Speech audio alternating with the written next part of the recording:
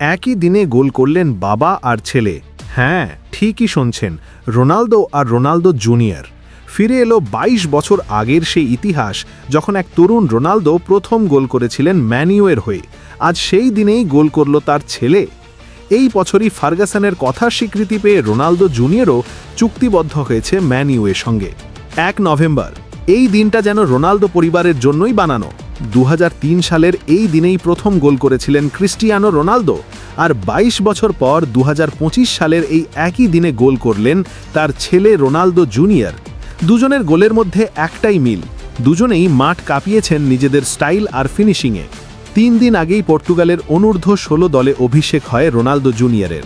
তবে গতকাল ওয়েলসের বিপক্ষে ম্যাচে সুযোগ পেল প্রথম একাদশে। ৪২ মিনিটে কার্লোস মোইতার পাস পেয়ে ডান পায়ের নিচু শটে বল পাঠালো জালে। মাঠে যেন দেখা গেল বাবারই ছায়া। ম্যাচ শেষে সোশ্যাল মিডিয়ায় ছড়িয়ে পড়ে সেই গোলের ভিডিও, আর রোনালদো নিজেও ইনস্টাগ্রামে শেয়ার করেন ভিডিওটি, সঙ্গে ৩টে আগুনের ইমোজি। বুঝতেই পারছেন বাবার গর্ব কতটা। এর কয়েক ঘন্টা পরই সাউদি প্রো লিগে মাঠে নামেন বাবা রোনালদো। আল ফেইহার বিপক্ষে ম্যাচে ১ নয় ২ গোল করে দলকে জেতান। একটা সাধারণ ম্যাচ নয়, এটা ছিল রোনালদোর কেরিয়ারের ৯৫২তম গোল। আর আল নাসারও নিজেদের শীর্ষস্থান ধরে রাখল প্রো লিগে। ভাবুন তো, ২২ বছর আগে এক তরুণ রোনালদো প্রথম গোল করেছিলেন ইংল্যান্ডে, আজ তার ছেলে করছে ঠিক সেই দিনে নিজের দেশের হয়ে। এ যেন প্রজন্মের সেতুবন্ধন, যেখানে এক কিংবদন্তি তৈরি করছে অন্য কিংবদন্তিকে।